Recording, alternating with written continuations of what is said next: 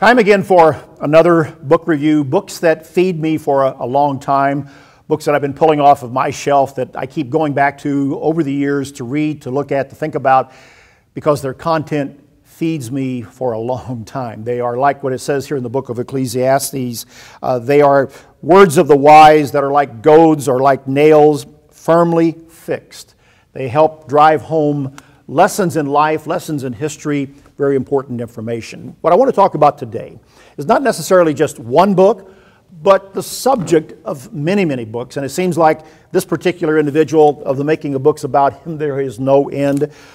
Winston Leonard Spencer Churchill, wartime Prime Minister, World War II Prime Minister of Great Britain, a genuine hero, if you will, a giant of the 20th century. Some say a man who saved Western civilization by his heroic stand with England at the beginning of World War II against Nazi Germany.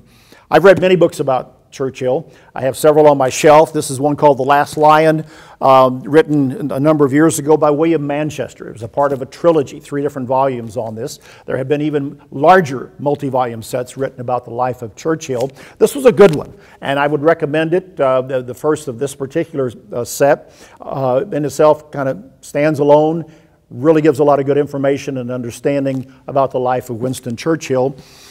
And one that, if maybe you're interested in his early life, or you have a young person that you might want to introduce to the life of Winston Churchill, a book that Churchill wrote about himself, an autobiography called My Early Life, years before he became Prime Minister, and his travels in India and in Africa and Egypt especially, and what he learned and as he was experiencing there. It's a fascinating book, especially for young people.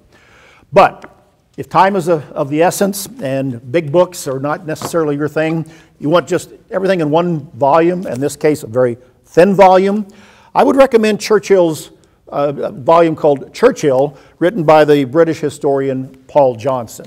Very succinct, but broken down in some very important life lessons. I find this one to be extremely useful, one I've gone back to many times just to learn certain life lessons that I think I've need to remember and apply with my family, in my job, and in my responsibilities.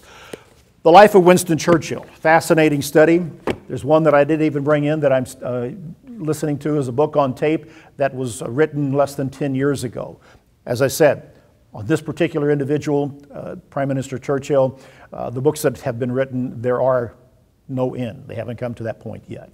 But a subject worth getting into, a subject that can feed you for a very long time. That's BT Daily. Join us next time.